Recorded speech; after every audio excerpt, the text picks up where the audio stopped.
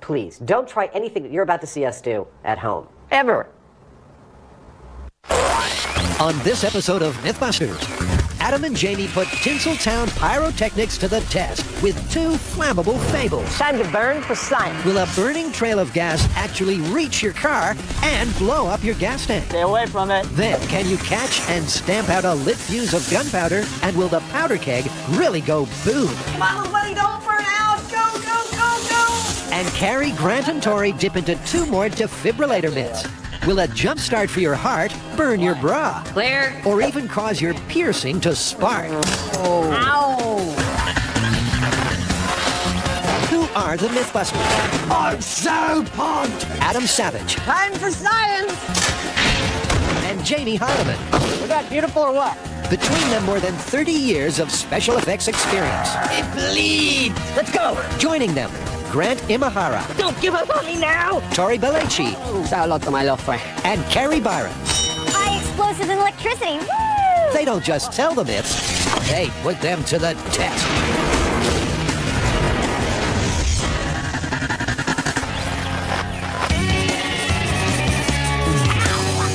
We've got another action hero myth, huh? We do, and it's really only illustratable by telling a story. So, you are in a showdown with the bad guy, and you've got the beat on him, but just as you're about to shoot him, he jumps into his car and drives away, but you're able to get off one shot into his gas tank, which starts leaking fuel. Oh, I love this one, because I happen to have a lighter in my pocket. I light it, I drop it into the trail of fuel, and it races, catches up with a car blows up, bad guy's dead, right? Exactly that, and we're gonna do it. It's a cinematic cliche. Our hero has to stop the escaping bad guy. Okay, so action heroes don't usually come with a beret and mustache. There's the single shot into the gas tank, the leaking trail of gasoline, the nonchalant flick of a light, and finally, the fleeing fugitive feels the full force of Hollywood-style justice. But is this another example of the language of film rewriting the laws of physics? So how are we gonna do this one? You gonna shoot my car while I drive away at high speeds? We'll save that for the finale. I think we need to start small and simple, just test what the different fuel types do, you know, how quickly they burn, break it down. That sounds great. Cool. As always, Jamie wants to take the pragmatic approach. But this look into the future confirms that the small and simple plan will quite literally go up in flames. Faster, faster, faster. Everybody out! And when the story ends with full-scale mayhem, inevitably, it began with bench tests in the bunker. The basic metric for all of this is figuring out how fast fuel burns from A to B. So we're basically, under slightly safer conditions, going to spray some fuel on the ground, light it, time how fast it takes to get from A to B. 3 fuels will make up the samples for this first test, and gasoline, diesel, and jet fuel are the most likely culprits to be found causing a conflagration in an action movie. Gasoline is first up, and Adam squirts a 7-foot trail onto a smooth metal plate. Here we go. 1.7 seconds to go 7 feet. That's fast. And despite several tests adding more and more gasoline, that time of 1.5 seconds seems to be constant. 1.5 seconds. Yeah, 1.5 seconds. It's the same whether we use a tiny amount of fuel or a whole lot. Well, this seems to be a constant in the timing of the gasoline. 1.6 seconds. It's really, really steady. 1.5, 1.6. We're within a tenth of a second. But we're getting a very constant speed, and it doesn't seem to be related to the amount of gasoline we're putting down. So I think we can extrapolate this out to miles per hour and start working with it as a bona fide figure. All right, so it went 7 feet in 6. It's 4.6 feet per second. It's 3.17 miles per hour. That's actually like a reasonable walk speed. But what about the other fuels? Diesel's next. It's not lighting. Nope. But despite liberally applying the blowtorch, it doesn't want to go up in flames. It's hard stuff to light. It only lights when it gets mystified. Next up is jet fuel. Jet fuel in 3, 2, 1. And just like the diesel, jet fuel does anything but rocket along the track. It's the burn. It's the burn. Very similar to diesel fuel. But the police are coming, so let's wrap up and get out of here. Okay. The reason that diesel fuel and jet fuel don't burn on the ground is that they're not aerosolized. They need to be mixed in with the air in a vapor or a mist for them to burn effectively. Which leaves just one conclusion. I think it's pretty obvious that of all the things we tested, gasoline is by far the most volatile. If you're a bad guy, you want to light someone's gas trail on fire and blow up their car, you better hope they're driving a gasoline-powered vehicle, not diesel or jet fuel. So gasoline's perfect trailblazing properties means it's the fuel of choice going forward. But where to next?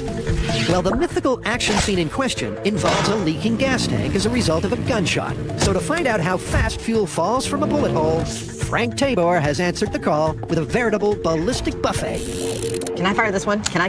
Do you mind? Is it all right? Sure, go ahead. Awesome. With the gas tank in position at the end of their makeshift gun range, Adam and Janie are aiming to find out the size of a .22 caliber bullet hole, as well as a .44. I'd round these off, say the 22 is like a 1/4 inch and this is like a 5/8. Absolutely. So shooting the hole was only the first part of this test. Now I want to know how fast fuel will leak out of the hole that Jamie shot. So I've got a 1 liter bottle here. I'm going to let the fuel fall into here, count how many seconds it takes to get to exactly 1 liter. Then I'll know how many liters per minute this hole will leak. That's just over 3 liters a minute. So Adam and Janie know exactly how quickly fuel flows from a gunshot gas tank and the speed at which a trail of gas burns. And with that information, it's full scale ahead. But shooting the gas tank of a car isn't exactly a safe option. So Adam builds a rig for the back of an old pickup. I'm going to hang this gas tank off the back of this pickup truck with a steel shield between it and the pickup truck so that I can experiment with amounts of leaking fuel coming out of this, igniting them, and potentially blowing up this gas tank without hurting the driver of this truck while driving. Adam and Janie are all set. So it's off to the Alameda Naval Base to heat things up. Next on MythBusters. This is the fancy one. Ooh. Harry, Grant, and Tori find out if a shock from a defibrillator will burn your bra. Clear.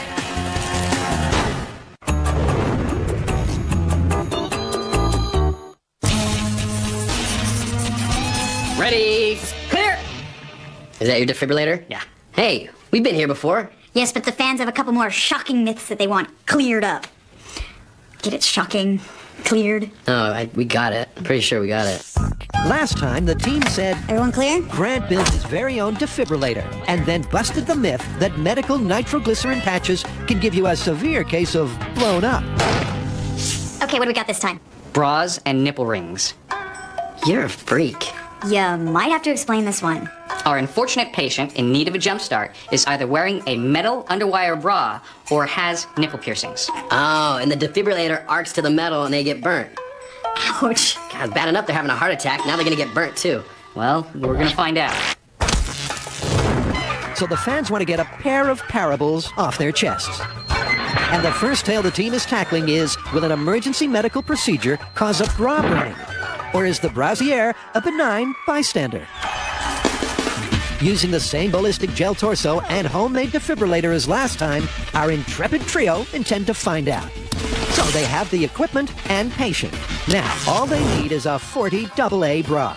Now, who'd wear a bra that size? Apparently I am close to the size of the ballistics dummy, therefore I have to go and shop for a bra. Once again, making my family proud. A girl's gotta do what a girl's gotta do. Grant, however, is there for fun. I can't look. I just don't know if these express me.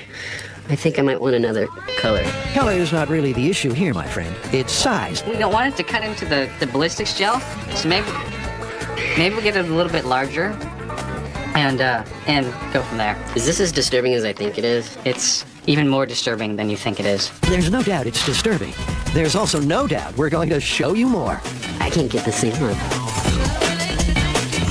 After a half an hour of not-so-wonder bras, Need some help, big guy? Oh, got it. I'm becoming a pro.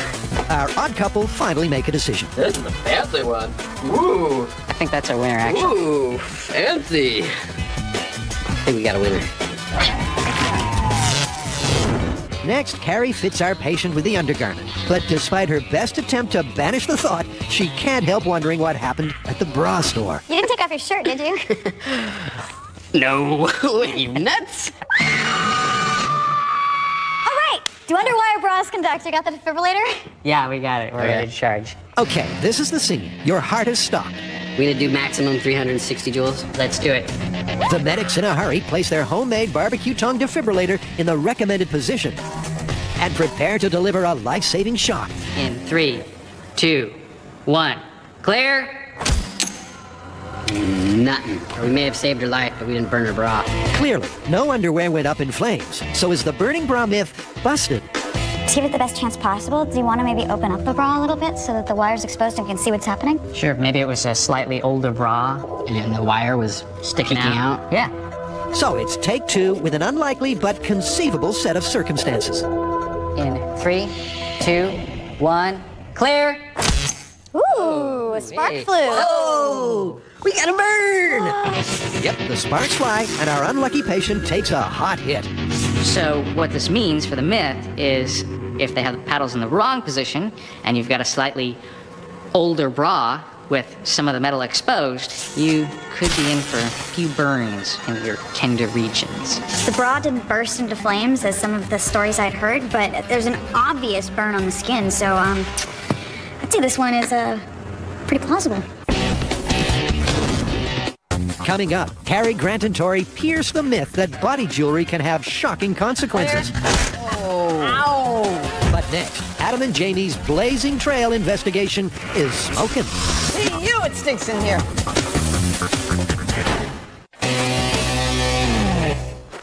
Since around the time Jamie started going to the movies in the early 1900s, a blazing trail of flammable fuel has been a Hollywood staple.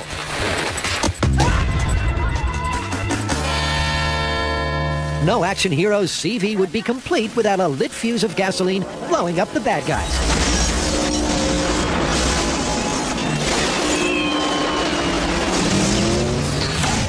On the trail of this flammable fable, Jamie and his partner in flame, Adam, have found that gasoline burns in a contiguous line. And they know how much and how quickly fuel leaks from a bullet hole. That's just over 3 liters a minute. So, on location at the Alameda Naval Base, it's time to take things up a notch. It's kind of dark in here. Maybe we need to light a fire. Well, you like it? We got a sealed floor, total control, no wind. It's perfect experimental space, and the fire department says provisionally we can light some gasoline in here. I love it. Yep, the sealed floor and contained environment is perfect for, this myth. Oh, no! Okay, let's get started with work. At this point, we've learned what gasoline does when you lay it out in a stream and light it. But we have yet to see what happens when it's coming out of something that's moving, like a vehicle. So I figure, like we normally do, we like to start out small to see what we're dealing with, and therefore I've invented this thing which I call the firebug. Which, let's face it, is a remote-control fire hazard on wheels. That's absolutely perfect. Well, you want to just start running around and I'll light the back end as it goes? Yeah. With a full squeezy bottle of gas on board, the firebug is ready. Fire extinguisher. I'm totally ready. And by turning the nozzle down to simulate a leaking gas tank, Jamie is all set. Okay, ready? Yeah. The firebug takes off, leaving a perfect trail of gasoline in its wake, which Adam happily sets ablaze. There we go.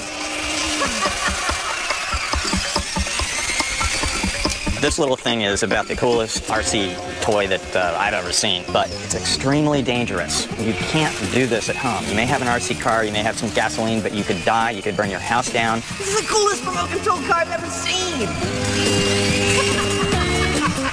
We've got fire extinguishers and EMTs and everything. We're prepared. You're not. Don't try it at home. That was actually a pretty good test. It told us a lot of what we needed to know. We wanted to know if you could lay down a line of fuel out of a moving vehicle and it would remain contiguous. The answer is yes. And it doesn't seem like we need that much fuel. So I think we're ready to go full scale. I think we've learned what we wanted to know, although Jamie still seems to be enjoying setting stuff on fire. Full scale it is. And for that, they need Firebug's big brother. Say hello to the Fire Beast! The Fire Beast, a truck with a leaking gas tank attachment. Don't expect to see one of these in a showroom near you. This is the patented MythBusters 10-minute solution for controlling the fuel from the driver's seat. Rather than a complex solenoid-driven valve or something like that, it's a rope. Pull on the rope, nozzle lifts above the level of the fuel. Let it go, and it starts to run out. It's just that simple. MythBuster ingenuity, also useful for time-saving home inventions. I use one of those when I go to the bathroom. I'm done. So on this test, Adam and Jamie will get a good feel for this movie myth. They already know a gas trail burns like it does in the movies. They've got 44 and 22 caliber size bullet holes in their gas tank. And they've seen, in small scale, a continuous gas trail laid by a moving vehicle. I am the fire ninja. And you could say Adam is excited. and soar. So, I mean, our goal here is just to find out if the 22 caliber size hole or the 44 caliber hole leaves enough fuel behind the truck for the fire to follow, right? And at what speed it'll sort of keep up with it. So I'm just going to listen for your cues on the radio, right, and you tell me to speed up or slow down. That's what I'll do. Okay, start with a baseline of like 5 miles an hour, a good brisk run. In this action movie scenario, Jamie's playing the part of the escaping bad guy with a 22 caliber bullet hole in his gas tank. It's time to burn for science. Let's go. And Adam is standing in for the hero who's going to light up the gas trail Jamie's leaving behind. Jamie, whenever you're ready, lower down the fuel and start driving. Jamie the villain makes a run for it. I'm lighting the fuel now. You can slow down, Jamie. It's moving quite slowly. But there's no need to hurry. That's moving really slowly. Not exactly the high-speed blazing trail of fire we're used to seeing on the silver screen. Okay, yeah, you can stop it. I had to put my brakes on. I wasn't giving it any fuel to get it to go that slow. I was just like idling with my brakes half on to do that. You can pretty much push a car faster than gasoline burns. Kind of, sort of. So does that put the brakes on this myth? Or will the 44 caliber sized hole make a difference? My prediction is from what I saw in the bunker test, volume didn't affect speed that much. Now, this is a much bigger test than we were able to do in the bunker, so this will be pretty definitive, but I don't think it's going to prove anything different than we've already seen. Jamie moves off, gently idling along at less than 5 miles an hour, easily staying ahead of the lit trail. It's looking good, Jamie. It's keeping pace with you about 10 feet back. Until Adam has a lapse in concentration on radio duties and fails to warn Jamie the flames are gaining on him. Faster, faster, faster. Lift it up.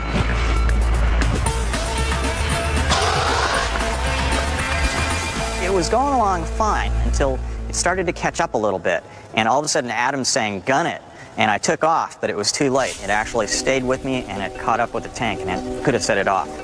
Traveling at the lower limit of the speedometer, Jamie is unsure of his speed, but it seems as though the fresher the trail, the faster it burns. However, another run to test that hypothesis is brought to an abrupt end when Jamie gets hemmed in. Guys, I'm going to stop. We're going to start to have crossover. As another band of busters once said, it's a bad idea to cross the streams. Hey, you, it stinks in here. We're waiting for the smoke to clear in there, but provisionally I'll say the 44 caliber hole test was really educational. Specifically noticing that the closer the line of gas got to the source, i.e. the gas tank, the faster the flame traveled. And remember, it's not the liquid gas that's burning, it's the vapor gas above the liquid. So if it's had a long time to settle, that vapor spreads out and it's got a lot of wind resistance like a weather front. But the closer it gets, the faster it travels. There may actually be something to this. 3, 2, Cary Grant and Tori have burnt their bra and proved it's plausible that underwired underwear can be too hot to handle. But the team have their eye on another defibrillator myth. So this myth is about defibrillating somebody who has nipple piercings. Now they're metal, and there's a possibility that when the paddles go to the skin and they discharge, that it could actually arc to the metal in the piercing. Our ballistics media torso is going through a rebellious phase and wants to upset his mom. I'm pretty sure this isn't how they do it. A barbell in each nipple should do it. This looks really weird. You think? Let's just do this one. They're using 40 times the voltage of a household socket, real close to a conductive metal object in the left nipple of the patient. As Electric 6 once said, danger, danger, high voltage. Nipple piercing defibrillation test with the paddles ridiculously close together touching the piercing. 3, 2, 1, clear! Whoa! Ow! That was a good one. That was good. The end of the piercing is black, surrounded by like an indention that took the coating off of the piercing. Whoa. That seems like it'd be enough to burn you. Yeah, I think the kind of heat that would melt the coating would definitely burn your skin. So are the fans right? Is this another plausible result? Okay, guys, what are we calling this one? That's a good question. Well, we did get some scorching from arcing between the defibrillator paddles. Yeah, but that's when the paddles were practically touching each other. You know, during defibrillation, there's no way they would be that close. And the metal of the underwire bra would have to be exposed. And medics are trained to remove anything that's going to impede that procedure anyway. So we're calling this one plausible? Yeah, but totally unlikely. Almost impossible. All right.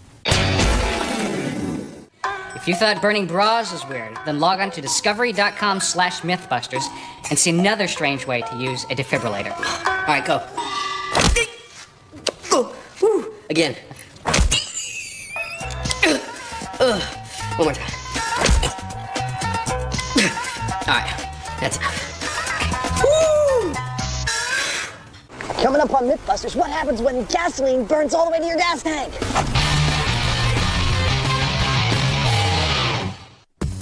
Adam and Jamie are no strangers to testing tales about blazing trails. When they put Hollywood on trial, they stubbed out the myth that you can light up fuel on the floor with a cigarette. I'm rolling it in the gasoline. Nothing's happening. But this time they're testing whether the trail, lit by G.I. Jamie, will blow up an escaping car's gas tank. And for a definitive answer, they've returned to the runway at Alameda. This is perfect. The sun is setting, the wind's dying, we've got like ideal real-world conditions here. And just as importantly, it'll be dark soon, meaning they'll be able to clearly see the flame. The first thing we're going to do is sort of a control. We're going to put a .44 caliber sized hole in the tank. Gasoline's going to come running out of the tank as the truck is moving.